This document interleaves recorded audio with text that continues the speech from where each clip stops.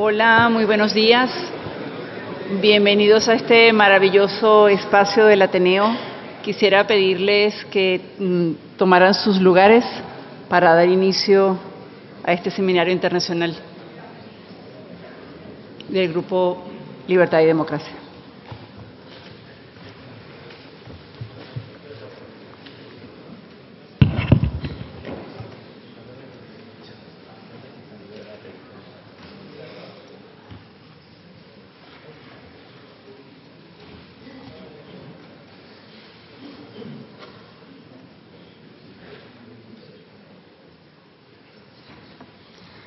Muy buenos días. Ahora sí, es un honor recibirles en este Seminario Internacional Foro Libertad y Democracia, que reúne a destacados expresidentes, líderes políticos y referentes de España y América Latina para debatir sobre los principales aspectos políticos y sociales de la región.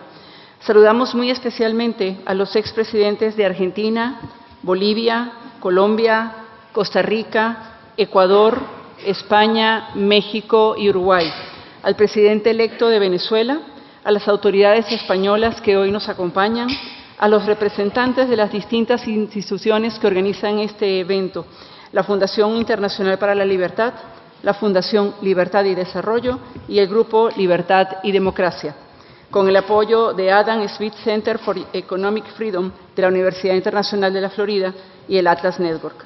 Bienvenidos también a nuestros invitados especiales y a los medios de comunicación que hoy nos acompañan.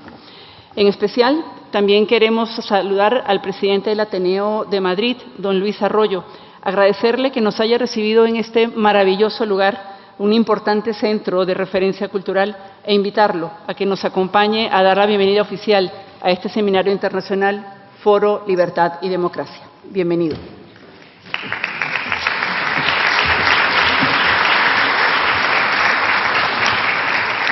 Muchísimas gracias, presidente Duque, presidente Calderón, presidente Macri, presidente Maguad, presidente Lacalle, aunque no ha llegado todavía, está por llegar, presidenta Chinchilla, presidente electo de Venezuela, Edmundo González, que también está por llegar, y por supuesto, queridos presidentes y además con socios, sabes, presidente Rajoy, el gusto que me da decirlo y el orgullo se me llena la boca de decir que los presidentes Rajoy y Aznar, que también está por llegar, ha anunciado que llegará, está en un atasco y está a punto de llegar, según parece. De modo que gracias, queridos presidentes, a todos por venir, por supuesto, director de la Fundación Internacional para la Libertad y presidente de la Fundación Libertad y Desarrollo. Fátima, muchas gracias por tu moderación. Con socias y con socios del Ateneo de Madrid, autoridades, amigas y amigos, sean todos ustedes bienvenidos y bienvenidas a esta institución cultural que, lo puedo decir con todas las letras, es la institución privada, cultural, privada, más importante de la historia de España, el motor de la Ilustración española y con una fortísima vinculación, además, también con América Latina. Este salón, que desde 1884 ha sido testigo de los más inspiradores debates de nuestra historia, marca hoy también un hito histórico gracias a su presencia, señores presidentes. Y quiero agradecerlo en nombre de todas las socias y de todos los socios del Ateneo. Sé que Mario Vargas Llosa, que estuvo aquí mismo en uno de sus últimos actos públicos en España, estaría muy orgulloso de participar en este seminario que de algún modo inspira, especialmente en la parte de la tarde. En este seminario él habría estado, por supuesto, aportando su luz, siempre la luz de su conocimiento y de su compromiso social y de su compromiso también político. Y yo deseamos que ese mismo compromiso que ustedes comparten con nuestro querido, con el maestro Vargas Llosa. Ese esfuerzo, ese espíritu debe sembrar hoy aquí mismo la semilla de la paz y la libertad, causas sin duda eternas que el Ateneo de Madrid comparte también con todos ustedes. Les deseo, en definitiva, que tengan ustedes una excelente jornada, que lo disfruten y les doy de verdad, sinceramente, las gracias por habitar el Ateneo de Madrid. Muchísimas gracias.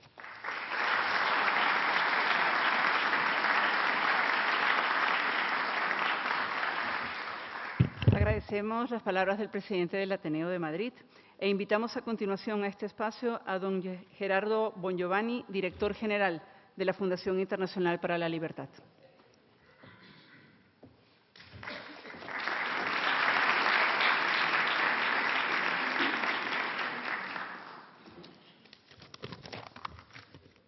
Buenos días.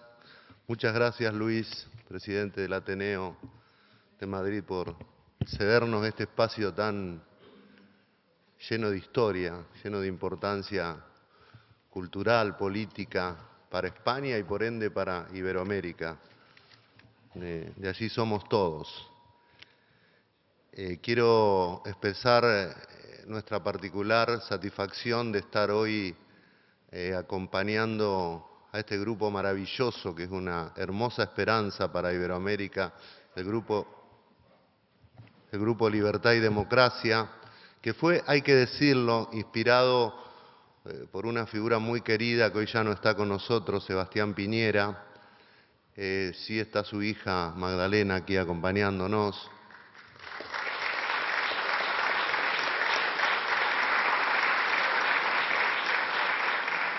Y ahora, muy magistralmente continuada esa coordinación, esa jefatura por el presidente Iván Duque. También es un placer, por supuesto, estar acompañados en esta tarea por la Fundación Libertad y Desarrollo, que preside el gran Dionisio Gutiérrez, un baluarte de la libertad y la democracia en las Américas.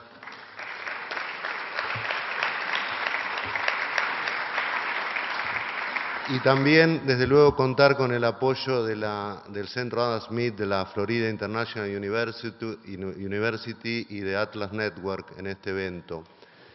Gracias a todos ustedes por acompañarnos. Como entenderán, quienes integramos la FIL, quienes fundamos la FIL, la Fundación Internacional para la Libertad y la Cátedra Vargas Llosa, estamos en días de luto.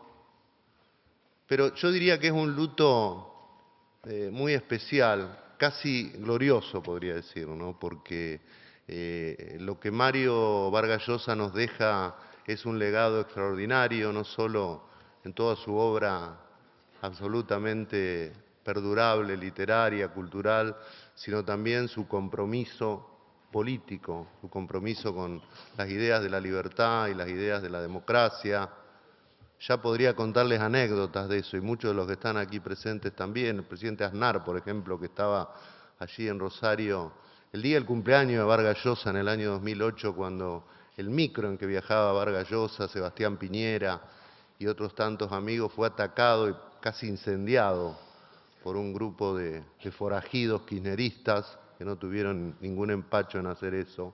O cuando intentamos y logramos ingresar a Venezuela en ocasión del aniversario de nuestro instituto afiliado, el CEDICE, y fuimos detenidos en la aduana. Mario Vargas Llosa fue prácticamente secuestrado a una sala y retenido ahí. Y menciono estas cosas porque dan muestra del enorme compromiso, de la enorme valentía que tenía Mario, de su completa incondicionalidad con la causa de la libertad y la democracia. La FIL, como saben, fue creada aquí en Madrid en octubre del año 2002, el presidente Aznar, que en ese momento ejercía la presidencia del Gobierno de España, nos acompañó y nos apoyó mucho, y desde entonces ha tenido un derrotero durante 23 años de tratar de poner un granito de arena en la defensa de la libertad, en la defensa de la democracia, en la defensa de la iniciativa privada. Hemos hecho eventos en casi todas las Américas, tenemos miembros de 25 países. Yo, por ejemplo, como se dan cuenta, soy argentino y me llamo Bongiovanni, aunque soy un español de Argentina, podría decirse, ¿no? Pero todos somos así, esa multinacionalidad, ese carácter internacional que le daba Mario Vargas Llosa a todas las cosas donde tocaba. Ahora nos toca a Álvaro Vargas Llosa, que va a estar luego con nosotros y que va a asumir la semana que viene la presidencia de la Fundación Internacional para la Libertad, y a todos los que estamos allí, entre ellos el grupo de expresidentes que nos ha acompañado y nos ha apoyado mucho, y esperamos que así sea, los empresarios, los intelectuales de Iberoamérica. Nos toca algo muy importante, casi sagrado para nosotros, que es mantener bien por lo alto el extraordinario legado de Mario Vargas Llosa. Veremos si estamos a la altura, pero estamos dispuestos a intentarlo con todo nuestro ímpetu, con todas nuestras ganas.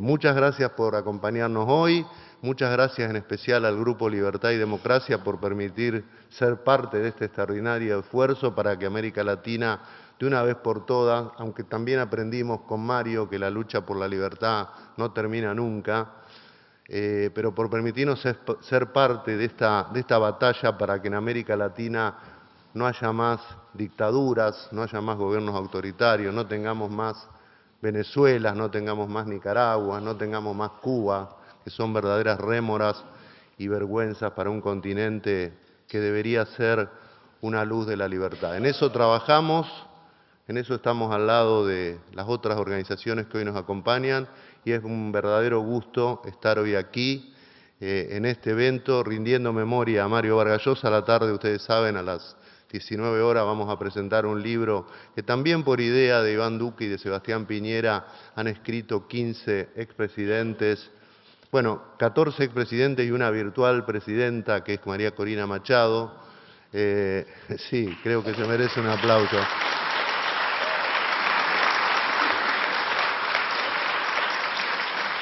Pero estoy seguro, como decía Álvaro anoche, bajo la mirada desde algún lugar de Mario Vargas Llosa, trataremos de estar a la altura de ese legado extraordinario que él nos dejó. Muchas gracias por acompañarnos hoy.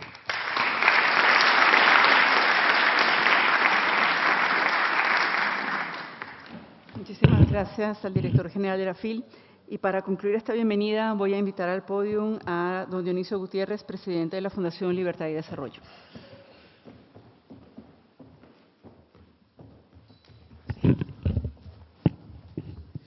Muchas gracias, Fátima, Gerardo, muchas gracias. Ya me puse a dieta por eso de que estoy grande. Se come muy bien en esta ciudad y tal. Pero bueno, buenos días a todos. Qué gusto estar con ustedes, autoridades de la FIL, señor presidente constitucional de la República de Venezuela, que si ya está por acá, bienvenido. Amigos presidentes, qué gusto saludarlos otra vez. Señoras y señores, buenos días.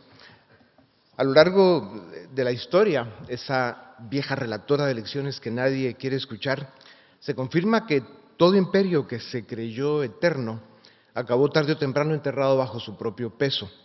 Los ejemplos abundan. El Imperio Romano murió más por exceso de ego que por falta de espada. El español conoció glorias y conquistas que aún retumban en las piedras de los siglos, pero se hicieron insostenibles. El Imperio Británico acabó desangrado por 2 guerras mundiales y el precio de gobernar más por intereses que con justicia.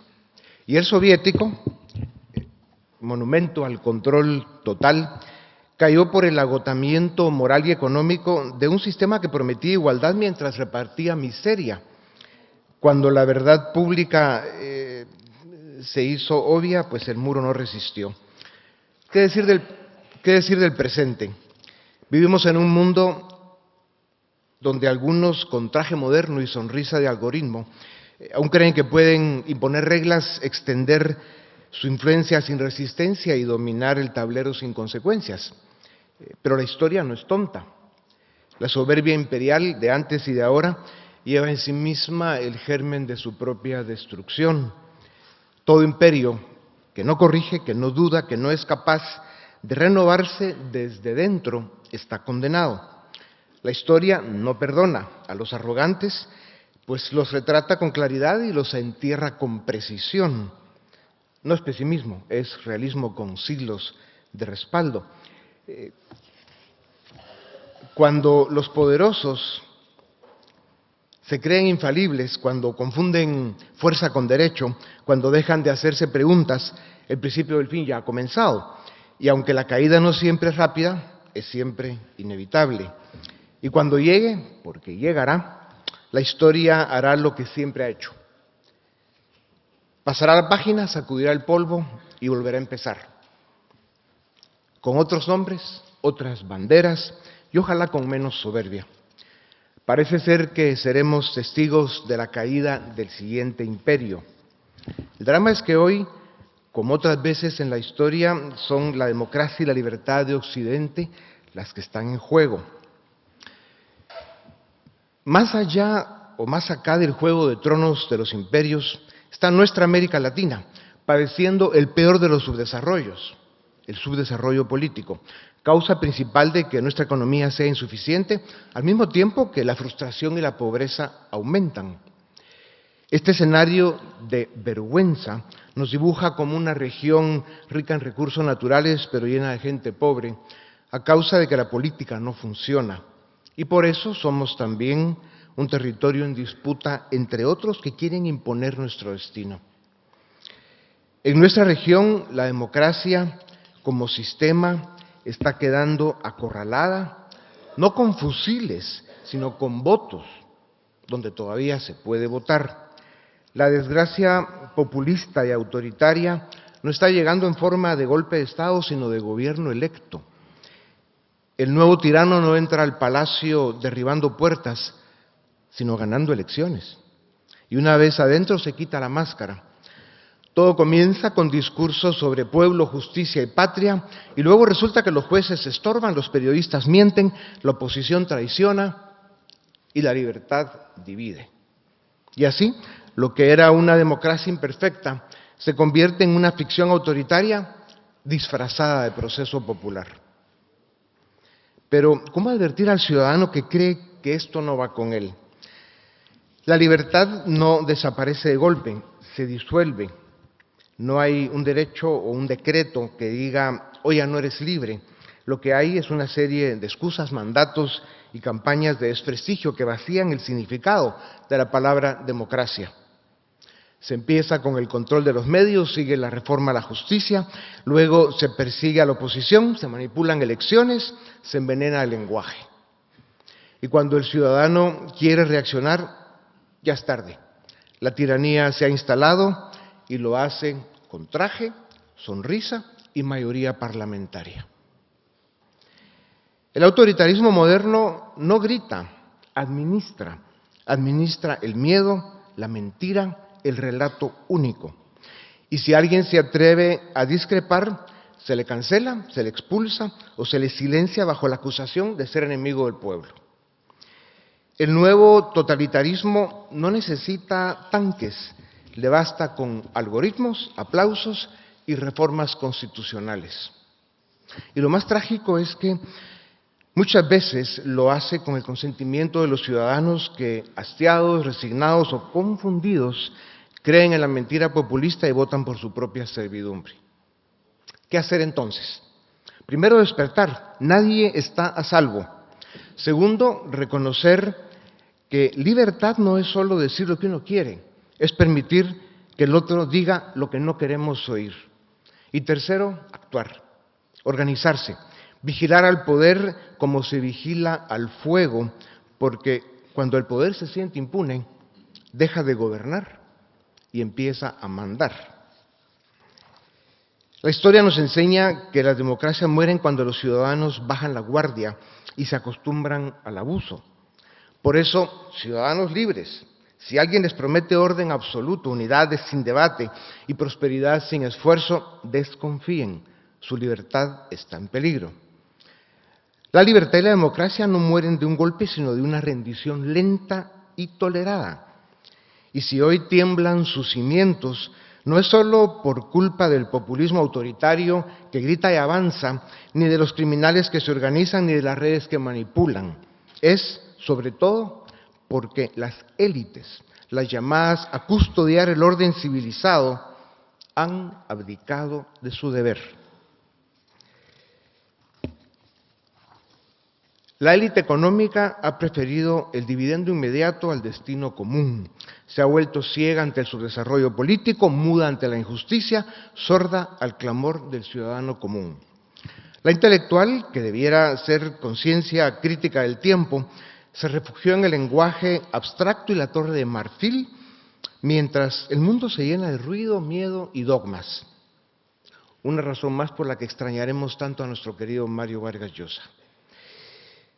La dimisión de las élites ha provocado que los pueblos caminen solos.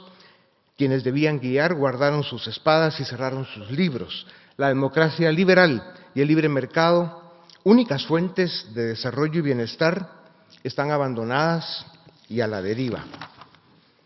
Esto no es cuestión de optimismo, que es bueno para la salud, o de pesimismo, es cuestión de datos. Estamos iniciando una jornada de 3 días de discusión y reflexión. Hagamos el compromiso de sentar las bases para construir una propuesta de acción seria, profunda y de largo alcance. Alertemos a las élites sobre que si no vuelven al ruedo, dejarán de serlo. Tenemos una tarea formidable frente a nosotros en cada uno de estos eventos donde siempre nos reunimos más o menos los mismos. Me hago la misma pregunta: si no somos nosotros, ¿quién? Y si no es ahora, ¿cuándo? Amigos presidentes, quienes un día gobernaron con altura y dignidad, hoy no pueden callar, porque del que supo y sirvió se espera no silencio ni cálculo, sino ejemplo, palabra firme y presencia activa. Por eso, gracias por estar aquí una vez más. ¿Y qué hacer entonces? Rescatar la política, volver a creer en la libertad y salir a defenderla. Muchas gracias y bienvenidos.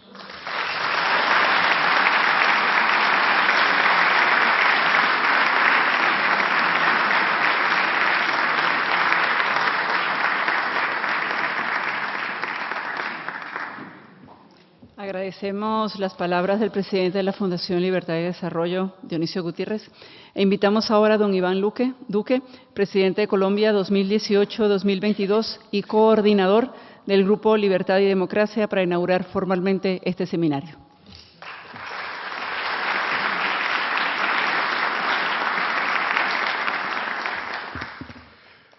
Muy buenos días para todos ustedes. Es un verdadero honor estar en esta bella ciudad de Madrid, en este importante e imponente Ateneo. Un saludo a Luis Arroyo, que nos recibe en su casa. Es para este grupo y para esta alianza de organizaciones un verdadero placer tener este escenario tan importante por su historia y por su relevancia acogiéndonos esta mañana. Un saludo también muy especial a Gerardo Bongiovanni, presidente de la Fundación Internacional para la Libertad. Gracias, Gerardo, por tu liderazgo constante. Un saludo también para nuestro buen amigo Dionisio Gutiérrez, presidente de la Fundación Libertad y Desarrollo. Y un saludo a todos los presidentes y la presidenta Chinchilla, que nos acompaña, todos los miembros del Grupo Libertad y Democracia. Presidente Maguad, presidente Macri, presidente Calderón, un saludo también al presidente Lacalle, presidente Aznar, presidente Rajoy. Créanme que es realmente un honor tenerlos a todos en este encuentro. Esta mañana, donde le damos la bienvenida a este encuentro, es un espacio único para recordar por qué surgió y para qué surgió el Grupo Libertad y Democracia. Este grupo surgió gracias a esa fuerza que tenía nuestro gran amigo Sebastián Piñera y que desde la eternidad queremos seguir enarbolando. La idea de juntar a un grupo de expresidentes que tienen un hilo común: la defensa de la democracia, la defensa de la libertad, la defensa de la economía de mercado y, por supuesto, el trabajo también para resolver las grandes brechas sociales desde una visión gerencial, tecnocrática y sostenible.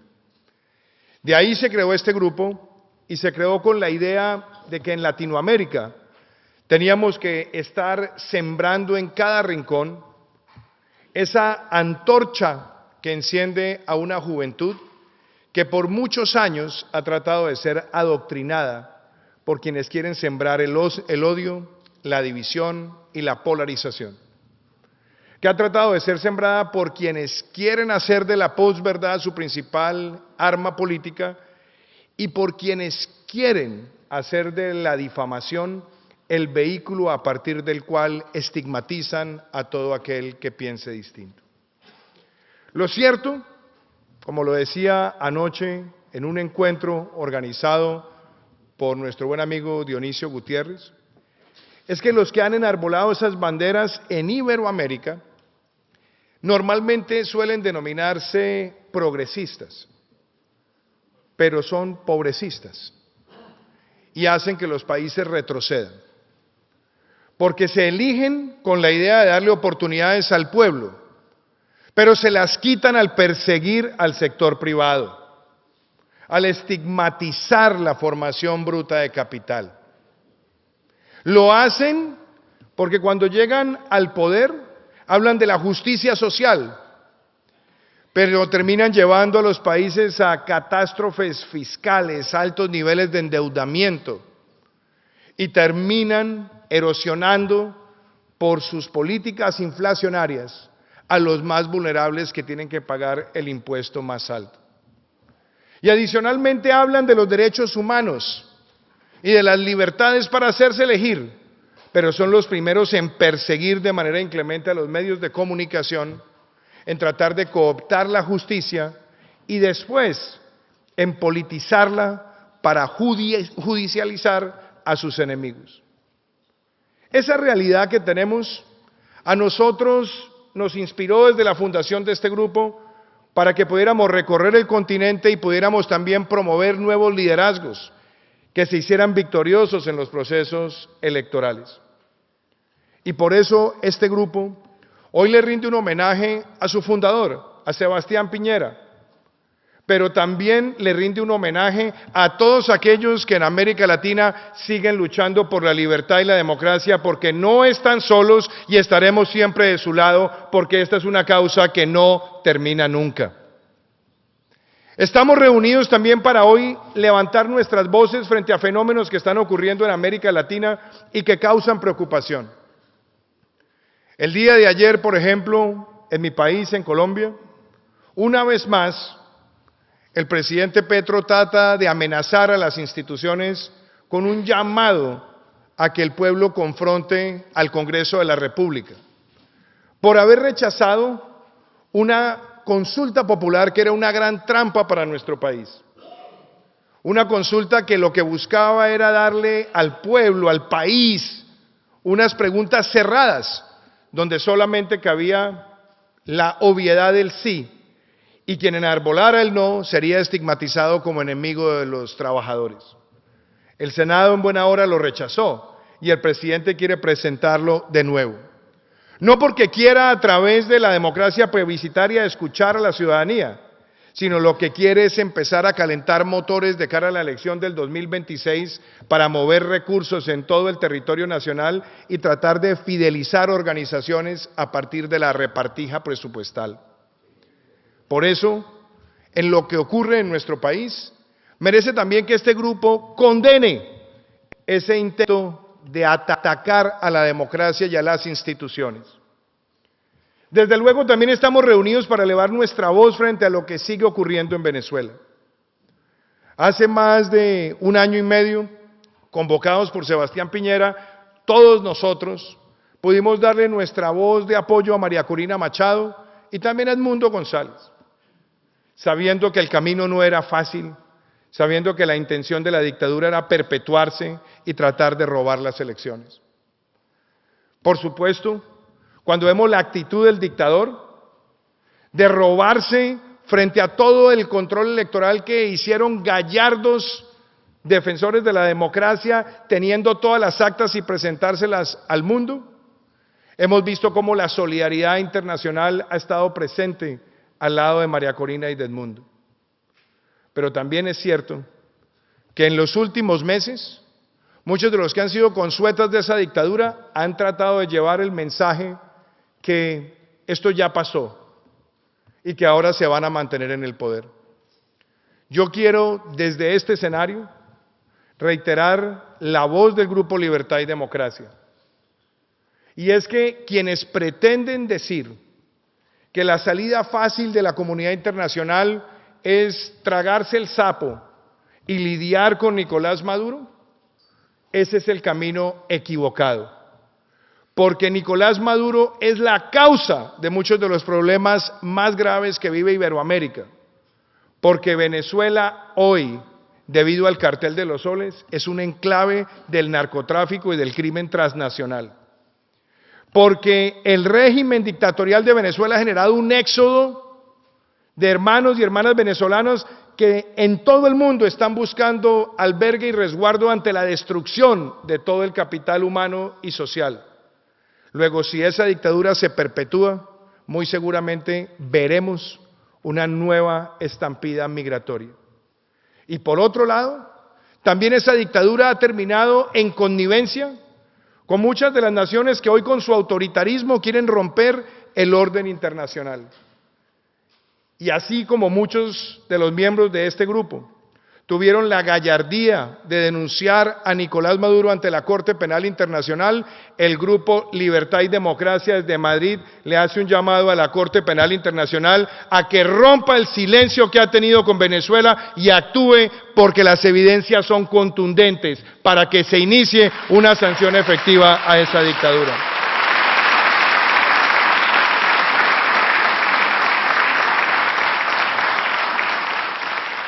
Seguiremos en la lucha y en la tarea de acompañar a Edmundo y a María Corina y a toda la resistencia democrática.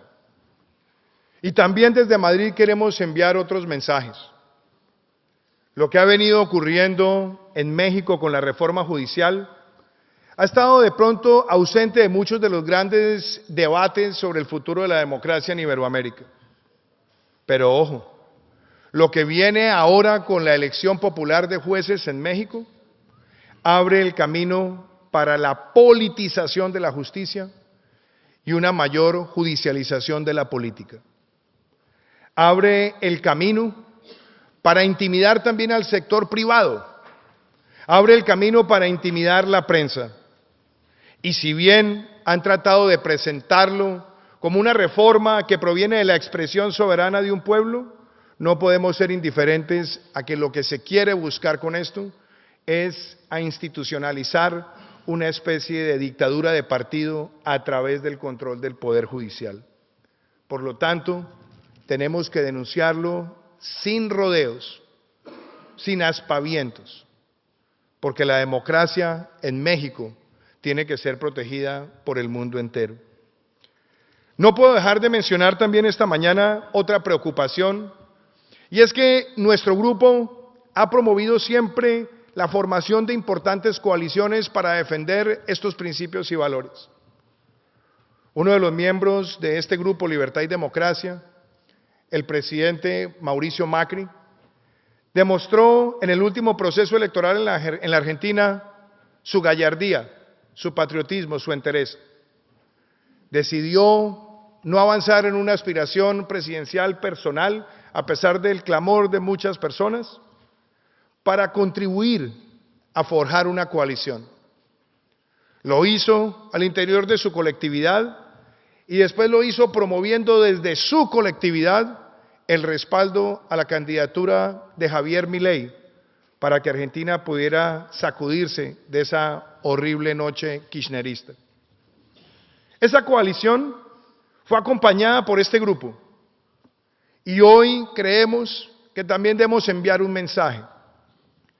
Y que ojalá, como tristemente a veces ocurre en los sectores de centro derecha en América Latina, ojalá no caigamos en el narcisismo de las pequeñas diferencias, donde muchas veces el ímpetu de concentrar el poder y de tratar de ir aglutinando cada vez más mayorías, creyendo a veces en la ilusión del poder absoluto, se rompa esa coalición.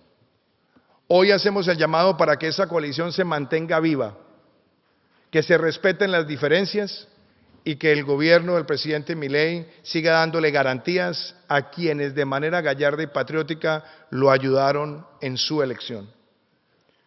Y queremos también enviar un mensaje muy claro y sincero, que este grupo Libertad y Democracia en este año 2025 da un nuevo paso en su organización.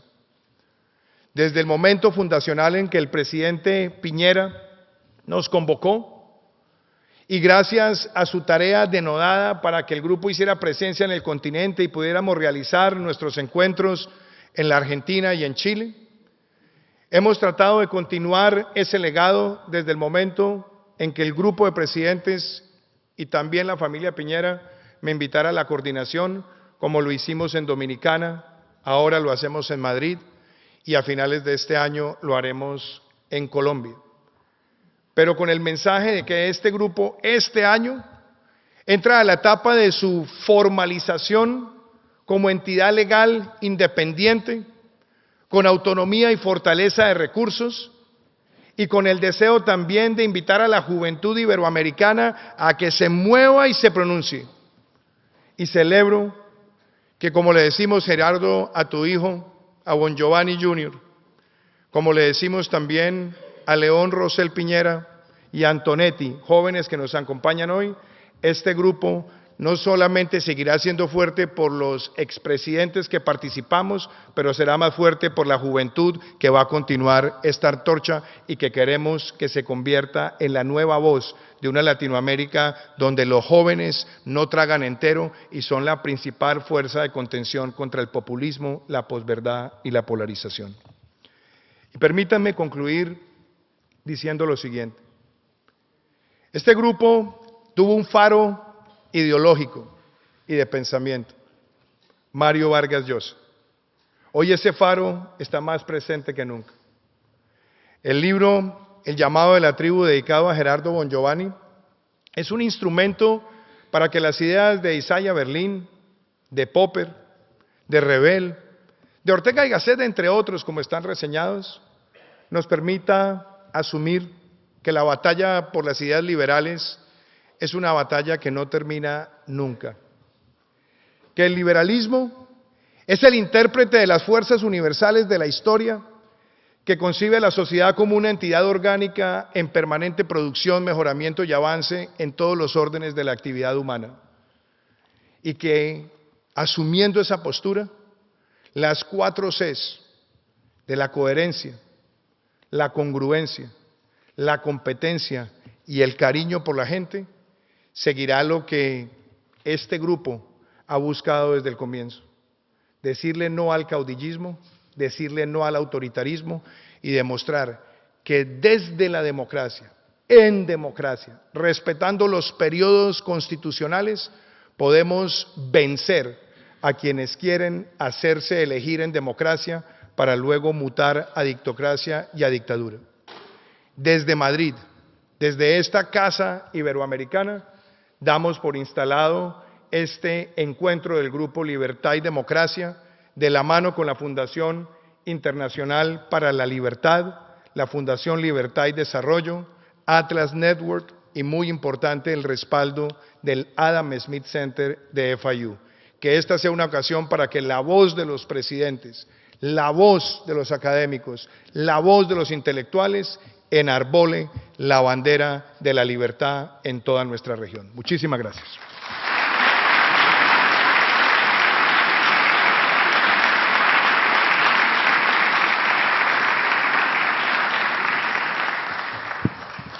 Agradecemos las palabras de inauguración de este evento a cargo del expresidente de Colombia y coordinador del Grupo Libertad y Democracia, don Iván Duque, y damos inicio así a nuestro primer panel.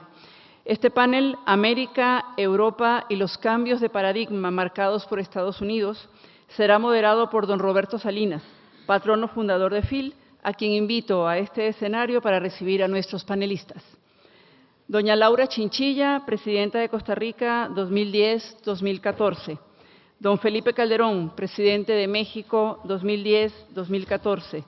Don Mauricio Macri, presidente de Argentina 2015-2019, don Yamil Mahuad, presidente del Ecuador 1998, año 2000. Don Roberto, bienvenido y bienvenido a nuestros panelistas.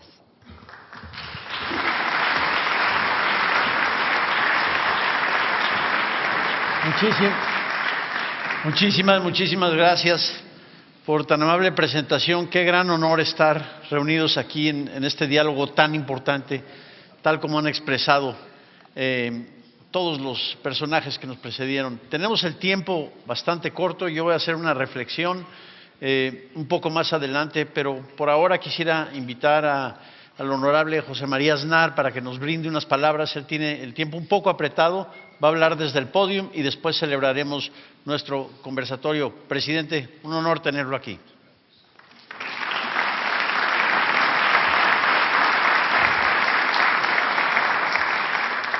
Muy buenos días a todos.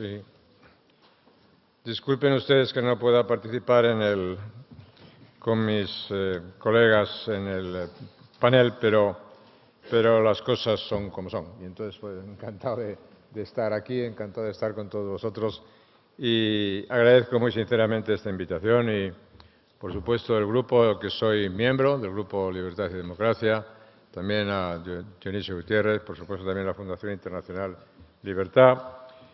Y creo que esta convocatoria no puede ser más oportuna y que denota una gran responsabilidad. Y muchas gracias también al Ateneo por ofrecernos esta docta casa con tanta historia.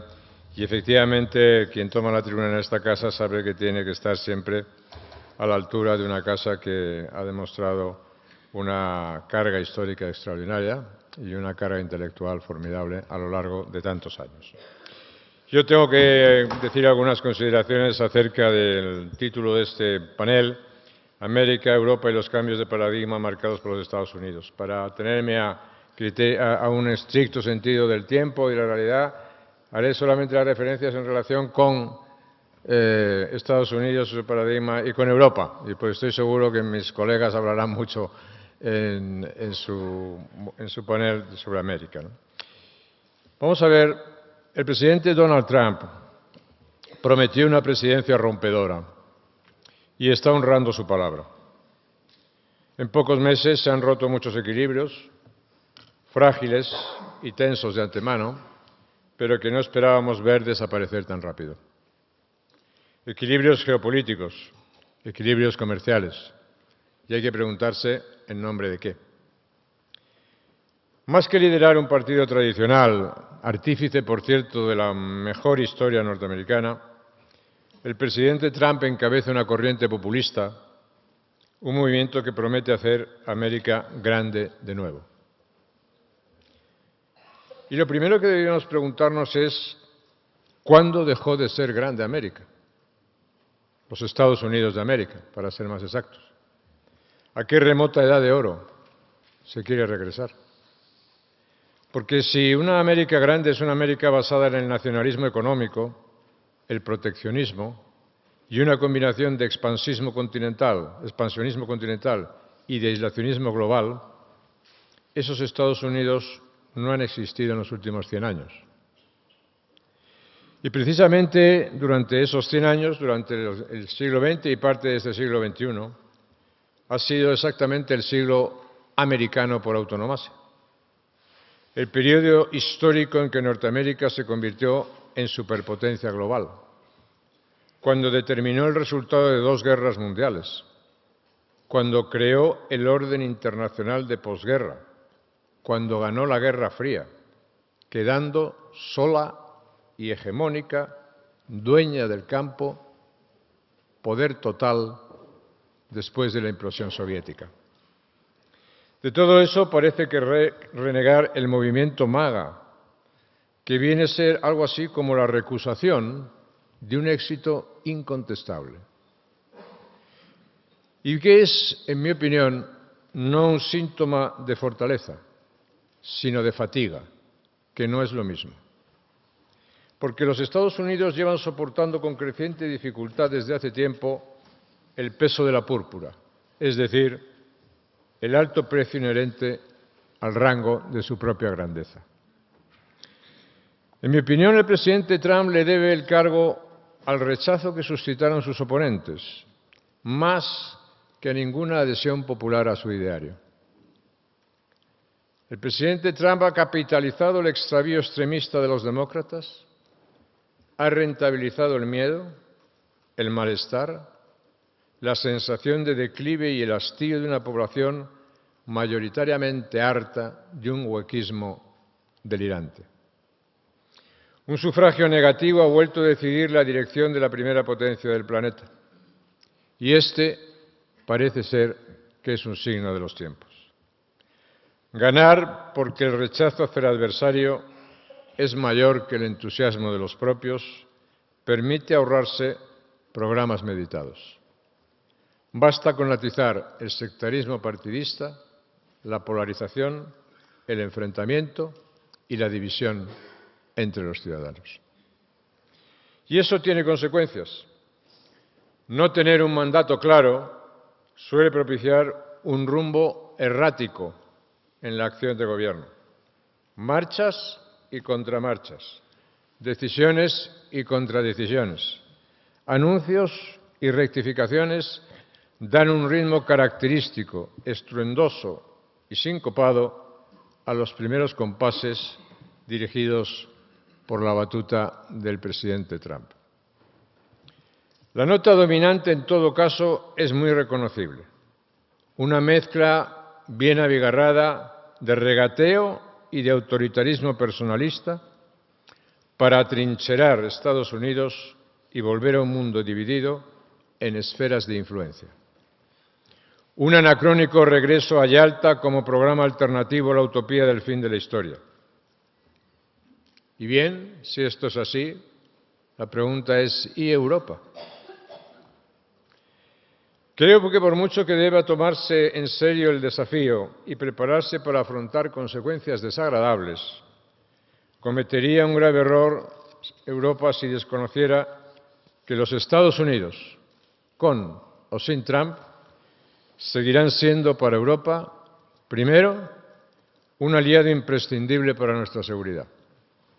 Segundo, un proveedor tecnológico insustituible. Tercero, un socio comercial de inversión prioritario. Y cuarto, una parte esencial, indispensable, existencial de Occidente, entendido como ámbito común de valores democráticos.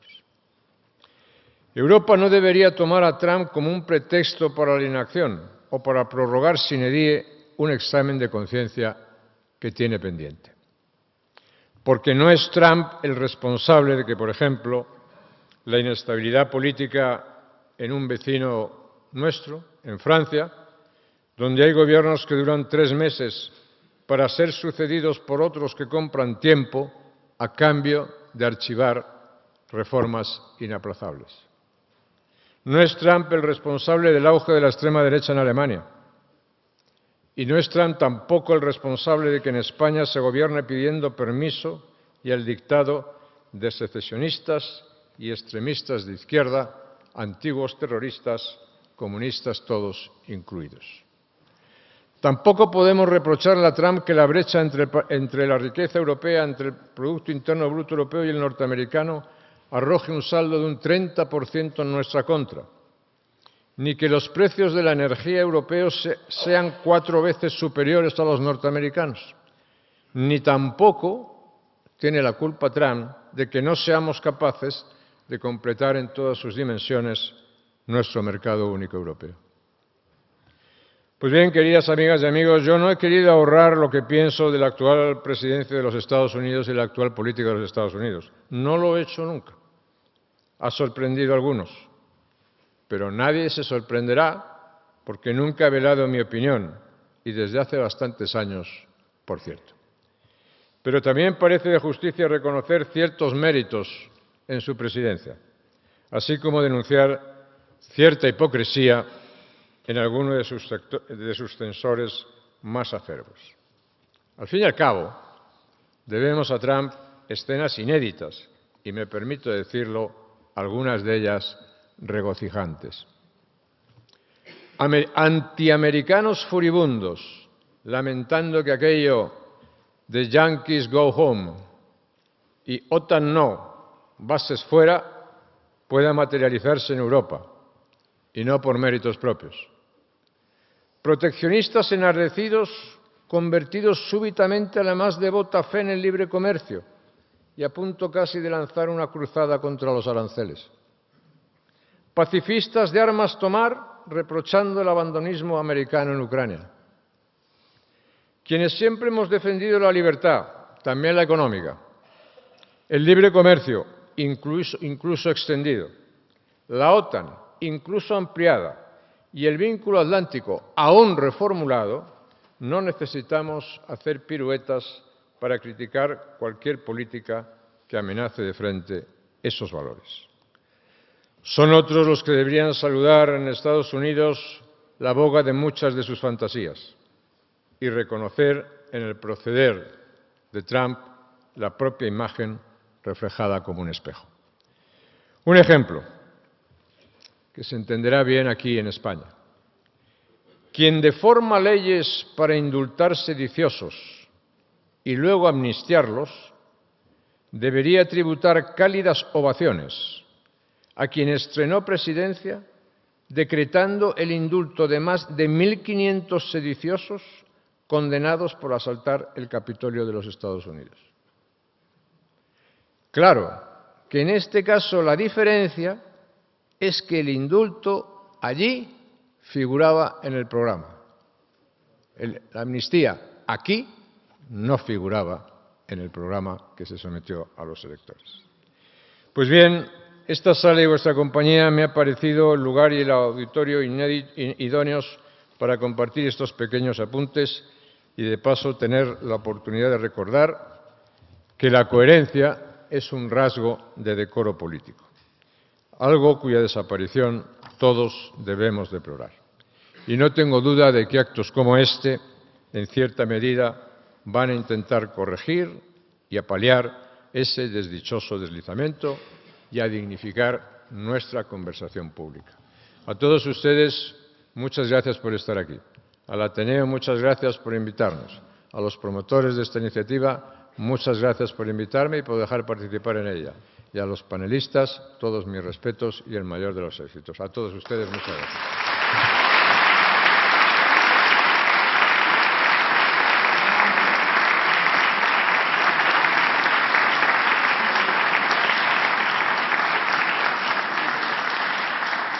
Gracias. Muchas gracias, presidente Aznar.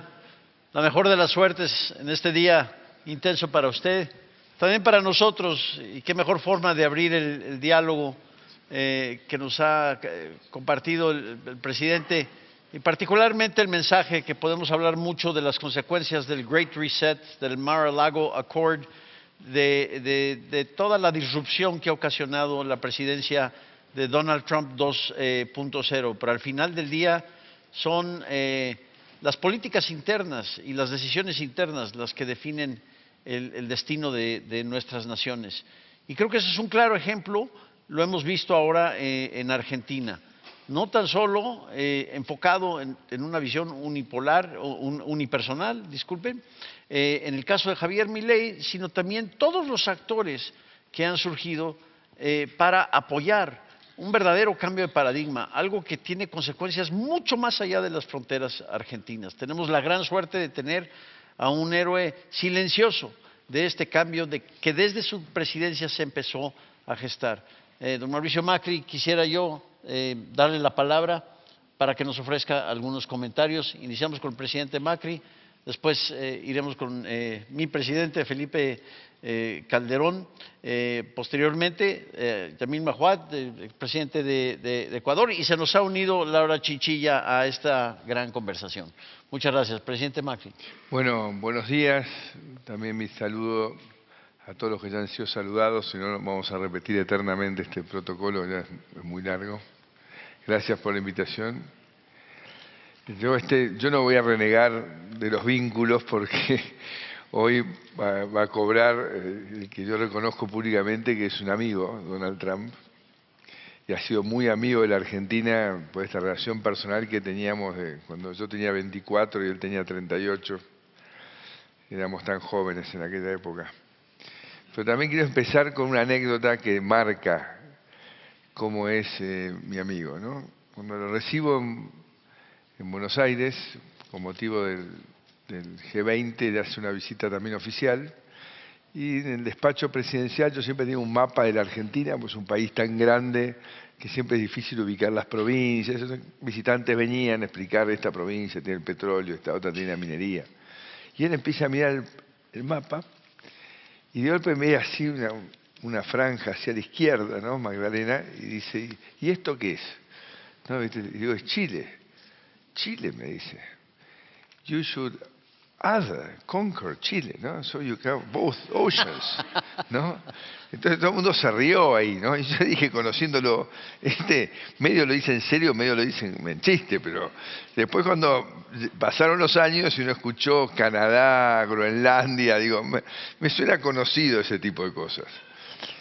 Pero definitivamente, ya en ese primer mandato, que a mí me tocó convivir en mi última parte y su primer parte, ella tenía dos ideas fuerza, que yo las entendí perfectamente y les encontré una profunda razonabilidad.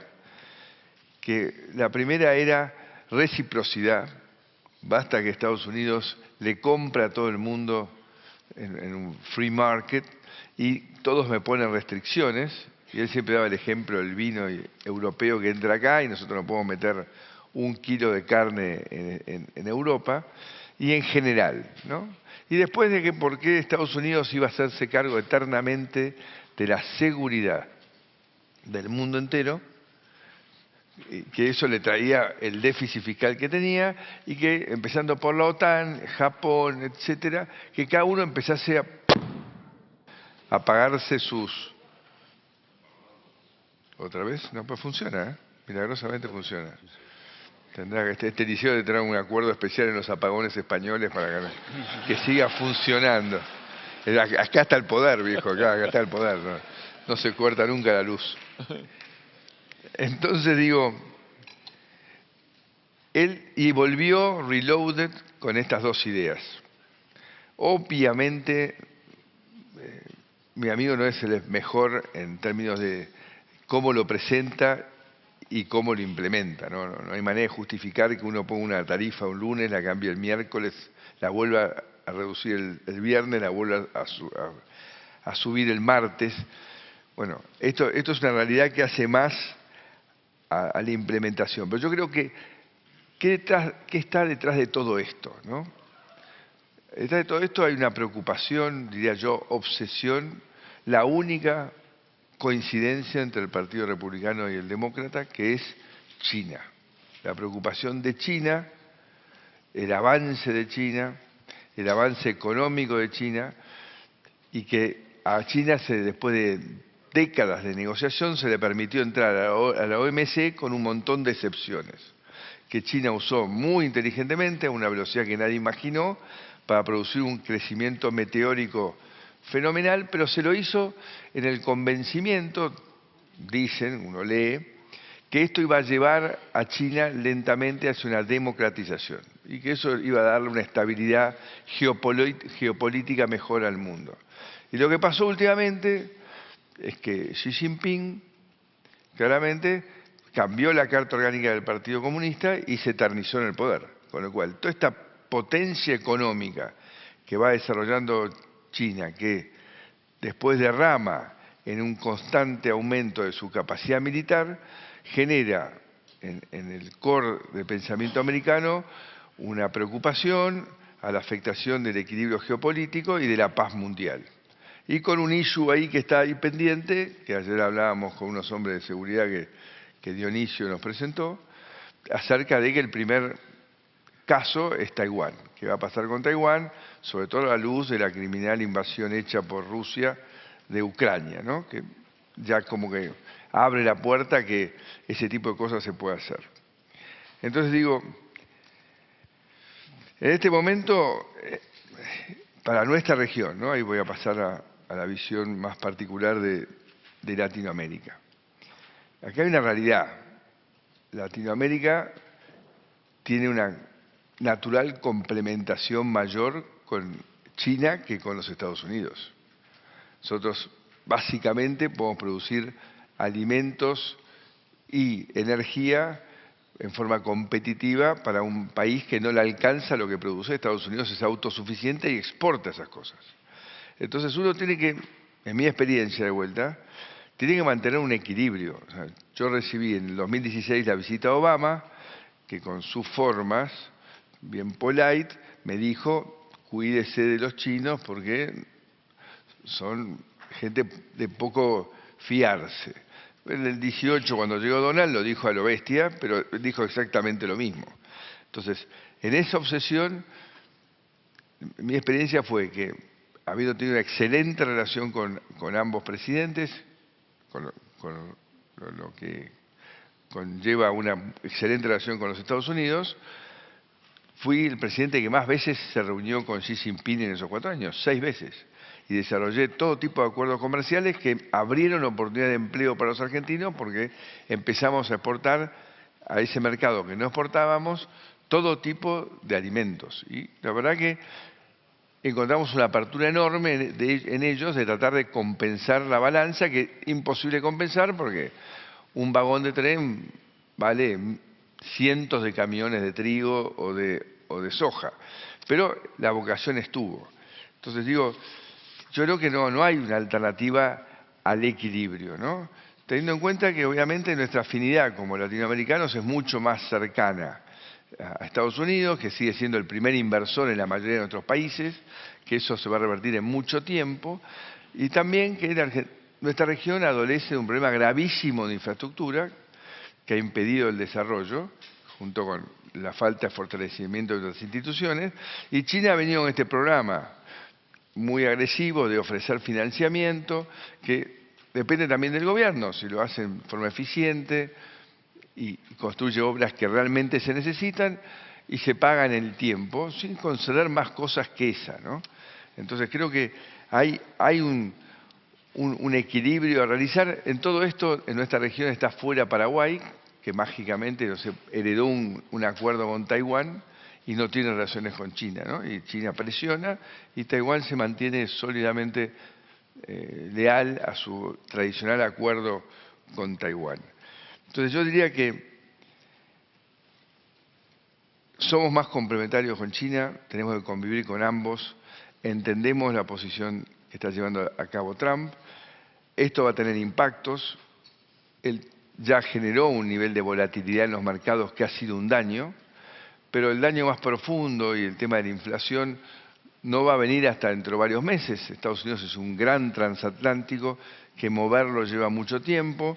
Entonces, hoy Estados Unidos está mostrando números que devienen de las políticas de ajuste correctamente hechas por Biden después de haber emitido como loco por culpa de estas lockdowns eternos y estúpidos en los cuales el mundo se encerró y detuvo la economía, y que Estados Unidos salió a compensar de una manera demasiado populista, digamos, y que le costó una caída económica, una recesión, elevar la tasa, y el esfuerzo que se hizo en el momento está afectando positivamente el primer semestre del gobierno de Trump. Yo creo que las consecuencias de la inestabilidad tarifaria se van a ver en la economía americana en los próximos meses y va a tener un impacto. Y finalmente, metiéndome en algo que no es mi área, que sería Europa, es claro que Estados Unidos Trump y su gobierno, Europa en la visión de ellos es un continente decadente demográficamente y económicamente, que no tiene ningún futuro y con lo cual no le presta ninguna atención. Se ha focalizado, se ha visto la primera agenda, Middle East, y restablecer algún tipo de balance con China. Esto es lo que humildemente veo desde mi lugar. Por suerte hay gente que sabe mucho más de esto y lo va a poder complementar y ampliar. Muchas gracias. Gracias, presidente.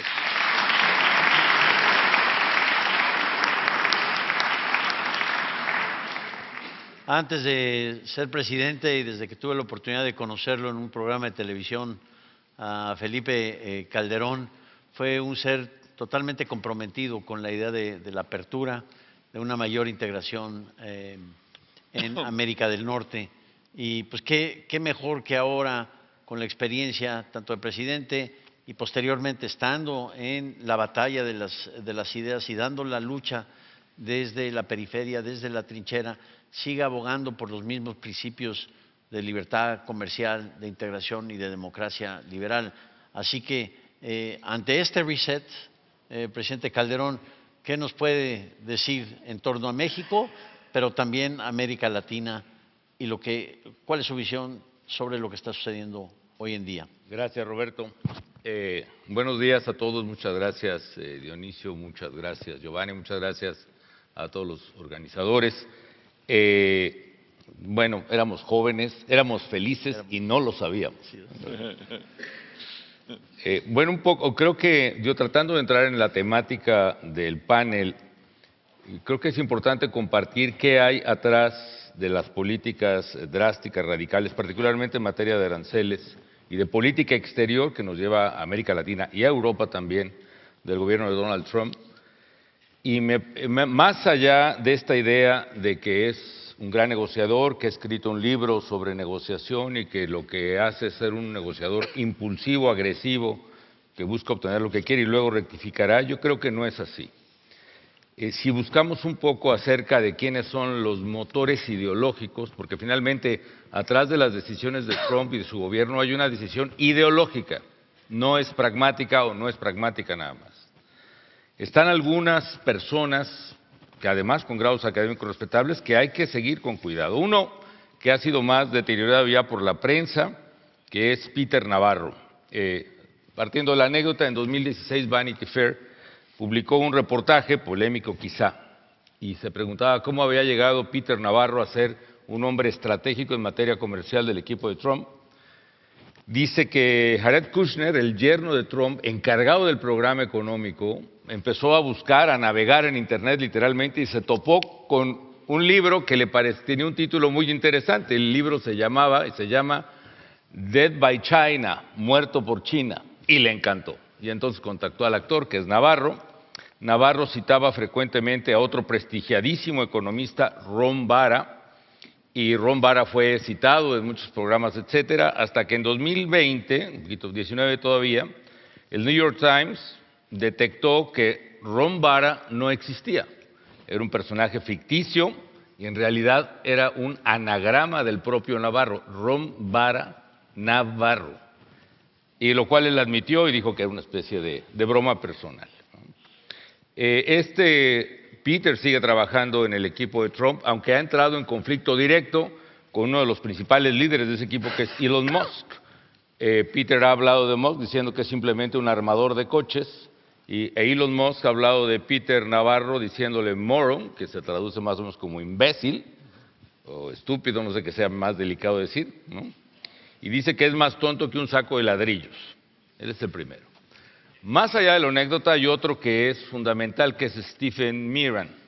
Stephen es jefe del Consejo de Asesores Económicos del presidente de Estados Unidos. Antes se llamaba de la Casa Blanca, pero ahora especifica el presidente. Y él, en el Hudson Institute, el mes pasado, en abril, tuvo una intervención muy sugerente y muy preocupante de mi punto de vista, que parte un poco de las premisas que justifican las políticas arancelarias.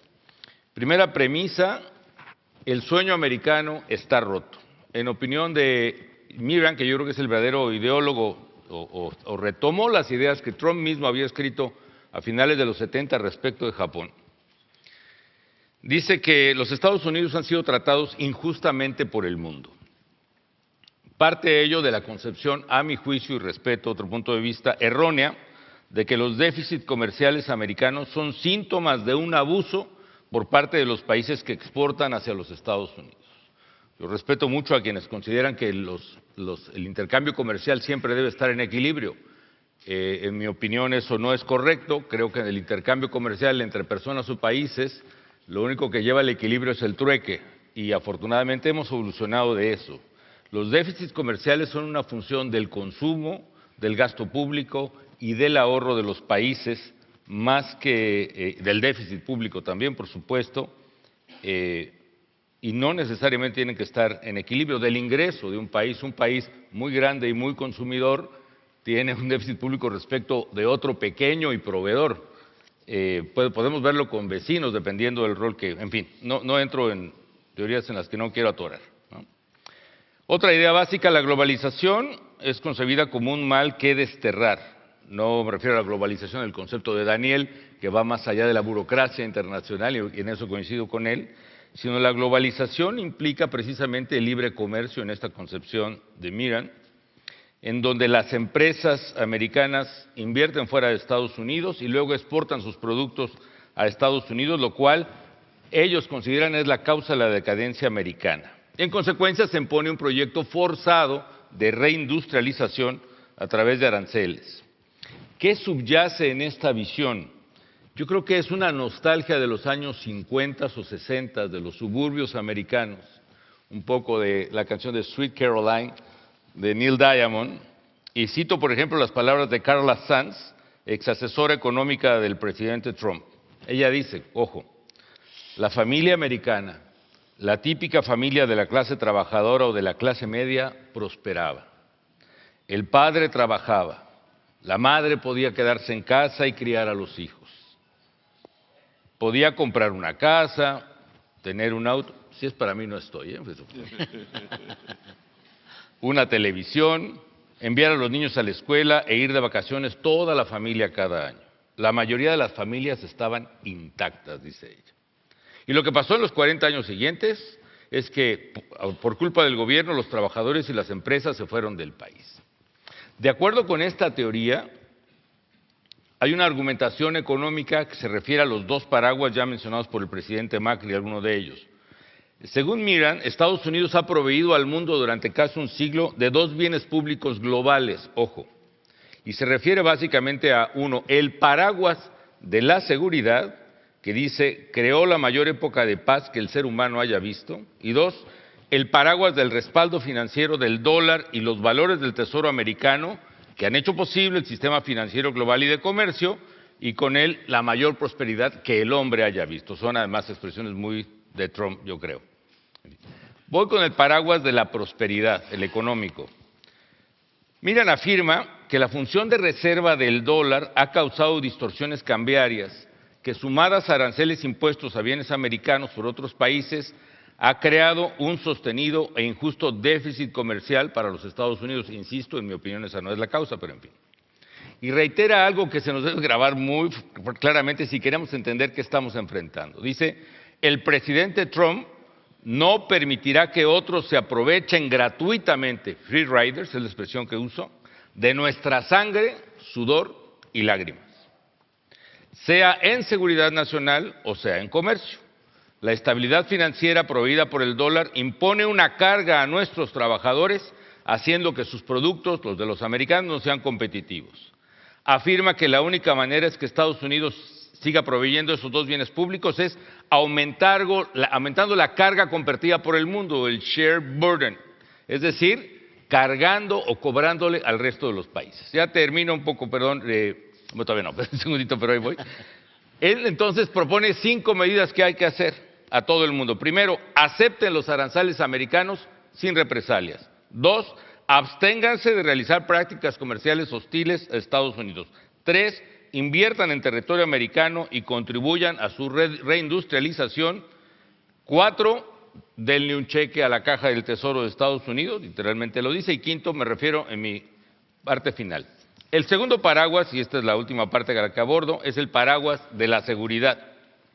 Se refiere a que Estados Unidos, utilizando argumentos muy dramáticos, dice, por el lado de la defensa, nuestros hombres y mujeres en uniforme toman riesgos heroicos para hacer a nuestra nación y al mundo más seguros, preservando libertades generación tras generación, e imponemos impuestos a nuestros trabajadores para que trabajen duro para financiar la seguridad global.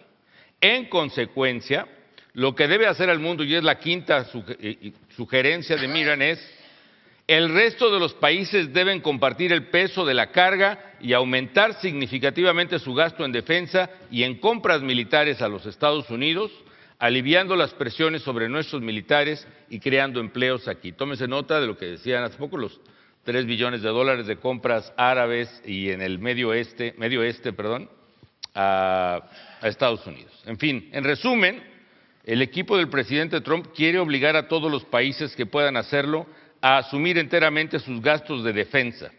Esto es especialmente relevante para Europa, que debe prepararse y de inmediato, si no para un abandono total, para una rebaja sustancial de la participación de Estados Unidos en el gasto y en las operaciones de la OTAN. ¿Qué pasa con América Latina? Y concluyo, lo que hay una retracción de Estados Unidos de la región y del mundo. Por eso Estados Unidos se retrotrae de Ucrania, porque no quiere que sus votantes estén gastando dinero en la defensa de países que no conocen. No quiere como dice la diputada Cayetana Álvarez Toledo, refiriéndose a los adversarios, ¿no? Citando al Dante, ¿no? Pierdan toda esperanza, amigos. Creo que hay preocupantes razones para decir, pierdan toda esperanza, no habrá intervención americana en América Latina, salvo la que tenga que ver con una visión neomonroísta de los americanos, de América para los americanos, es decir, por eso habrá más visión sobre el Canal de Panamá, sobre el Golfo de México y sobre otros, y más expansión que Groenlandia, etcétera. Asia para los chinos, yo no veo a Estados Unidos defendiendo Taiwán, y Asia para los rusos, o la parte de Europa extrema oriental para los rusos. Por eso Ucrania, quédense los rusos con las regiones del Donbass y las otras 4 regiones en disputa, y esa es la única paz posible. Yo eso es lo que veo, un cambio de paradigma total. Se acabó, como dijo el nuevo primer ministro de Canadá, y con eso concluyo, el viejo orden de un Estados Unidos cooperante y líder de un mundo libre y construido sobre un nuevo orden legal internacional está terminado. It's over. Y también mi intervención. Muchas gracias.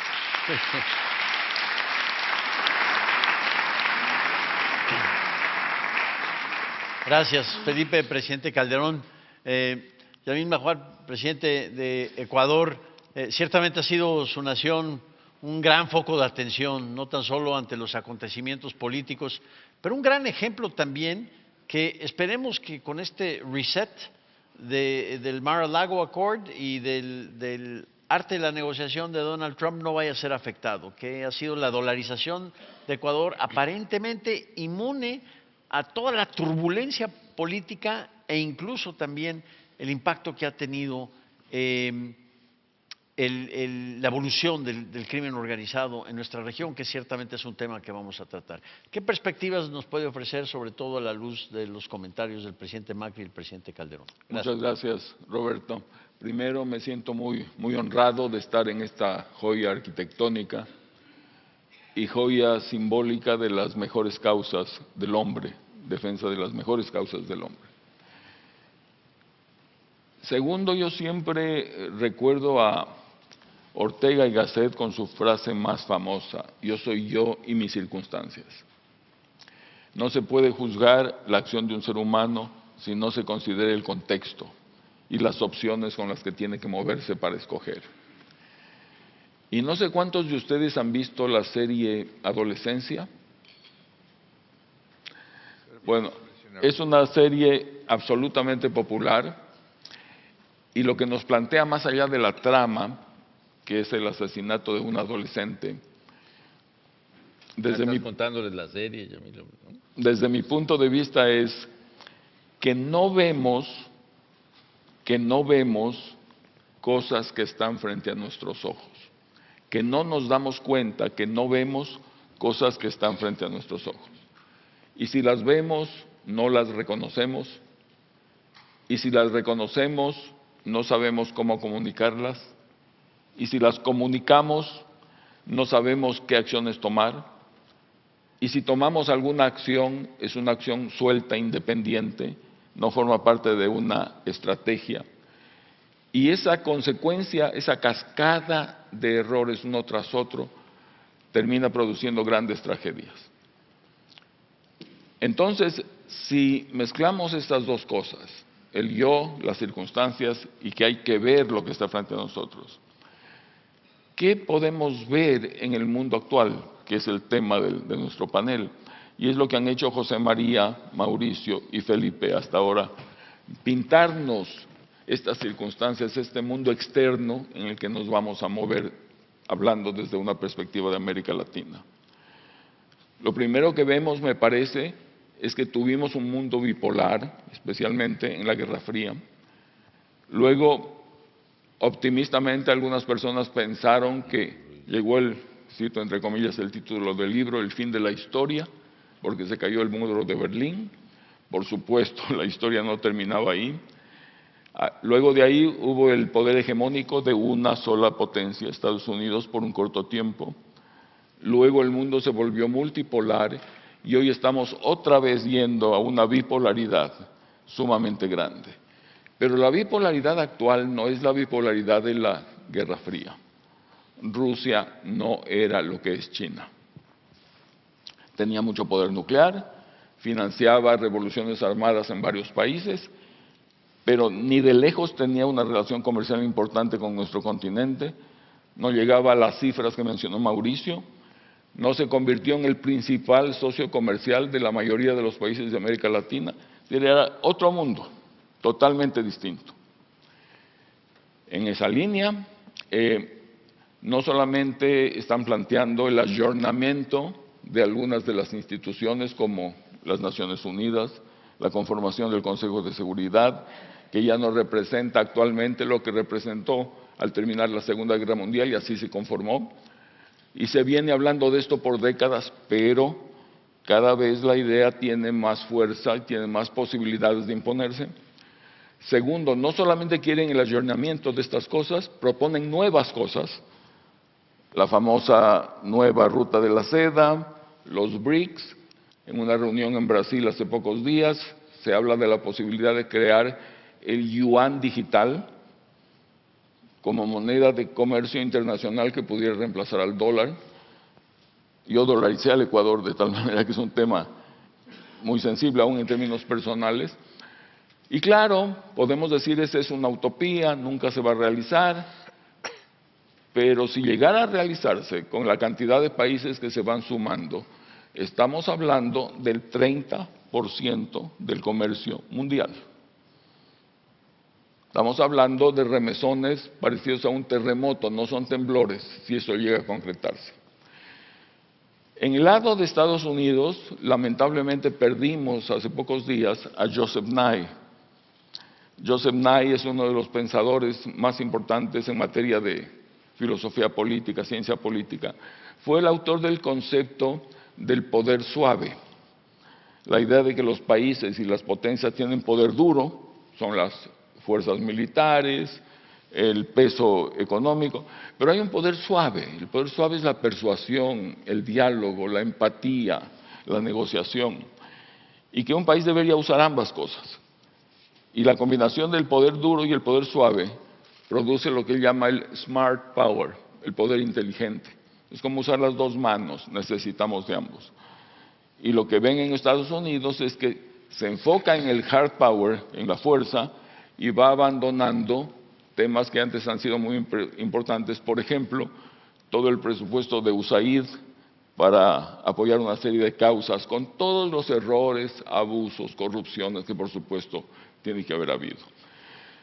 Entonces, si esas son las circunstancias, y el yo y mis circunstancias fuese América Latina, ¿qué tenemos que decir nosotros como yo?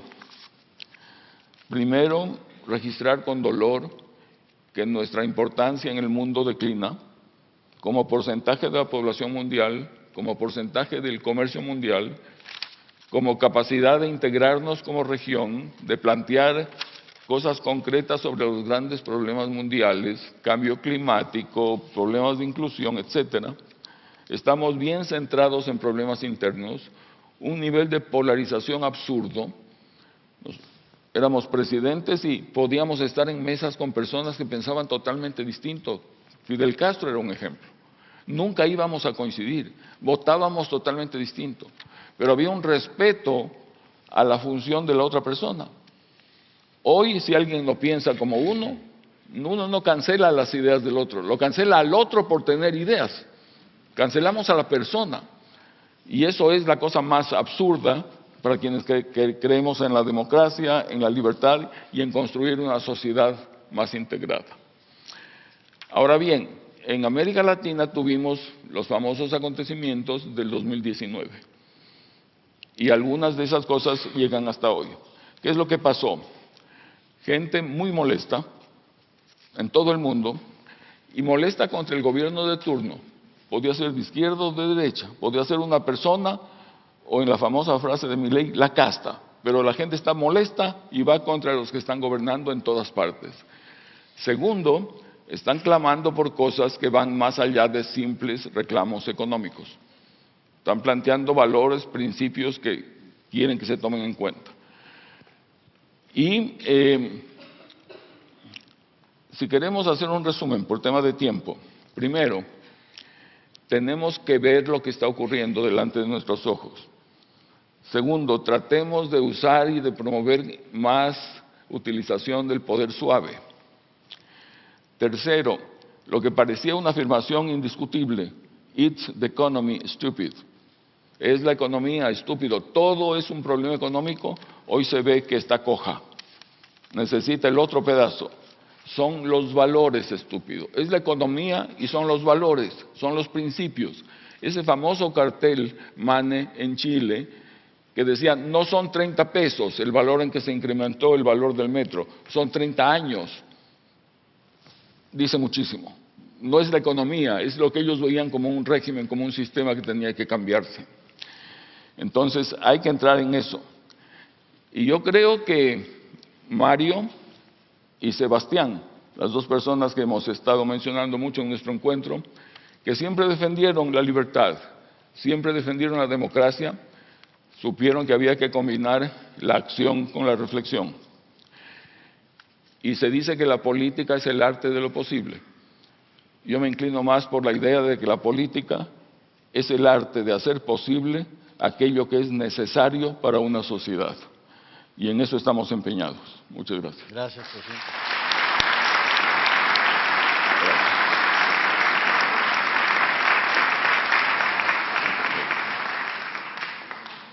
Qué bonito que nos comparte esa visión de la política. Dionisio también aquí nos invitó a qué hacer entonces, rescatar la política.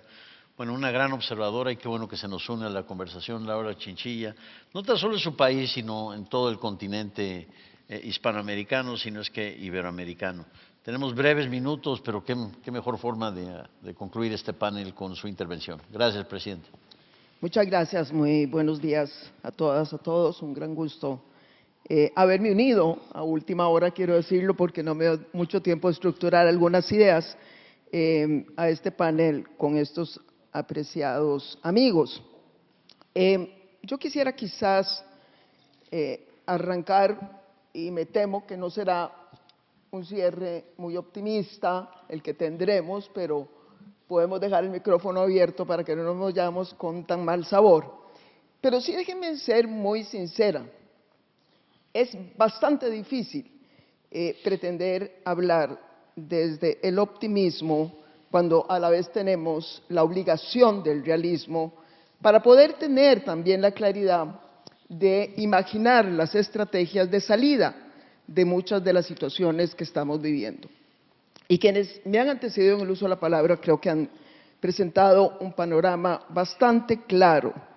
Pero yo de alguna manera siento, y escuchaba ahora a Yamil referirse precisamente al tema de la fin de la historia, y con el aprecio que le tengo al profesor Fukuyama de Stanford, yo creo que quizás ahora estamos más cerca de esa famosa imagen que él creó con el título de esta obra que escribió, del fin de la historia, pero desafortunadamente no porque estemos alcanzando la utopía liberal a la que él se refería, sino porque estamos caminando hacia la distopía dictatorial como nunca antes el mundo lo había visto. Y en este sentido quiero un poco redondear lo que se ha dicho en relación con el papel que están jugando algunos actores fundamentales en este escenario global, pero obviamente con un gran énfasis en América Latina. No hay duda, como ya se ha repetido, de que hay una enorme disrupción, al punto de que Felipe prácticamente nos confirma que no ve vuelta atrás, en lo que fueron los grandes consensos que marcaron el orden internacional. Comercio libre, un orden internacional basado en reglas y la democracia. Particularmente estamos hablando, obviamente, de Occidente. Por lo menos hoy, todos los mensajes que recibimos es que todo ese conjunto de aspectos, de pilares que sostuvieron este acuerdo, este gran consenso sobre el que caminamos en las últimas 6 o 7 décadas, ya no sigue discurriendo por los mismos senderos. Por otro lado, tenemos a una América Latina a la que le reclamo tres cosas. Primero, ha venido perdiendo cada vez más relevancia a nivel global, no solamente por el peso relativo de la economía latinoamericana a nivel internacional, sino también porque ha perdido la capacidad de actuar colectivamente. Y les podría poner cantidades de ejemplos de cuán difícil ha sido para América Latina volver a hablar con una sola voz. Pero quizás el caso más dramático fue el que tuvo lugar en medio de la pandemia, la crisis más grave que hemos enfrentado de manera colectiva, la región más golpeada, número de contagios, de muertes y en el golpe que recibió la economía. Y pese a ello, y pese a tener representantes en el G20, no hubo manera posible de que América Latina buscara la ayuda internacional que requeríamos para toda la región. Y finalmente, esa fragmentación que hoy caracteriza a la región es una fragmentación que se ve alimentada por razones fundamentalmente ideológicas, lo que hace en consecuencia aún más difícil visualizar salidas realistas, pragmáticas a muchos de los problemas que tenemos. La ideología es hoy lo que está moviendo en mucho la política latinoamericana. Y entonces, cuando vemos este conjunto de elementos, pues nos preguntamos quién gana en este escenario.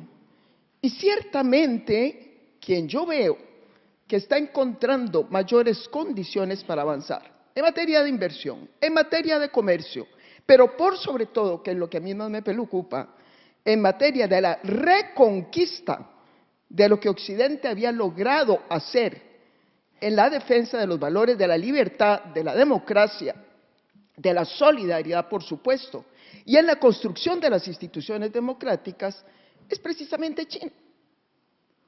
Si analizamos en materia de diálogo político, tenemos que reconocer que retomamos hace apenas 2 años, en el 23, el diálogo político entre Europa y América Latina, que se había suspendido por casi 10 años, después de que habíamos trabajado con muchísimo éxito.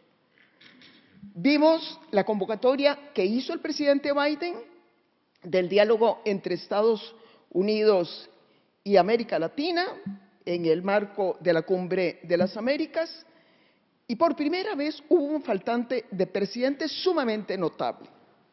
Y recientemente tuvo también lugar la convocatoria de la Cumbre Iberoamericana, España, Portugal y América Latina. Y solamente asistieron 2 o 3 presidentes. Obviamente, el que era anfitrión y 2 más. ¿Cuál fue el único mecanismo de diálogo que en esos años no falló? El diálogo CELAC-China.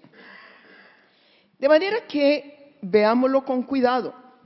Yo creo que es un momento para que ojalá no solamente desde los Estados Unidos se reflexione sobre muchas de las políticas que se están lanzando, que lo único que hacen en algunos países es más bien enajenarlos frente a quien hemos considerado un socio histórico, sino que también necesitamos a una Europa muchísimo más presente en nuestra región.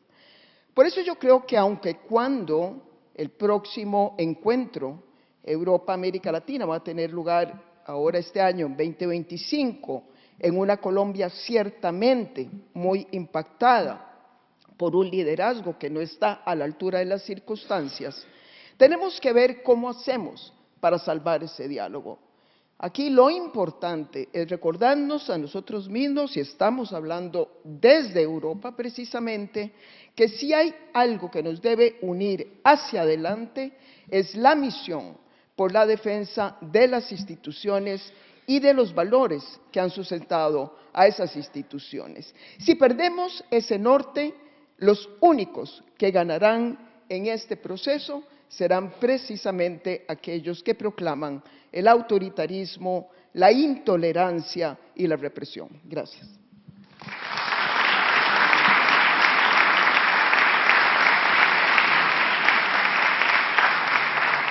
Presidenta, muchísimas gracias.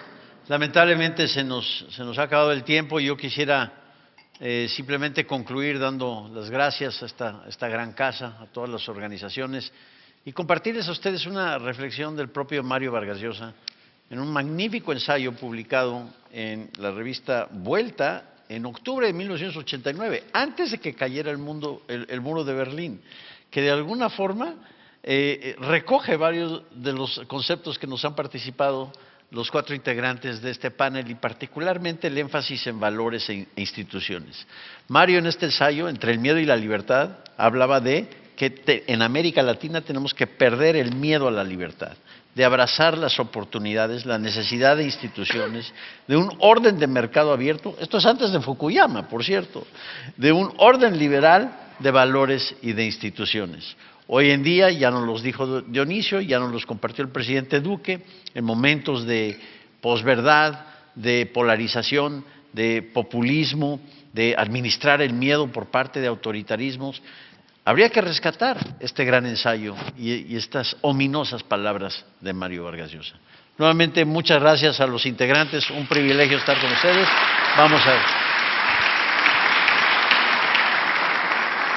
Los invitamos a tomar un café. Nos vemos aquí en 20 minutos a las 11:45, aquí en la Cacharrería. Los esperamos.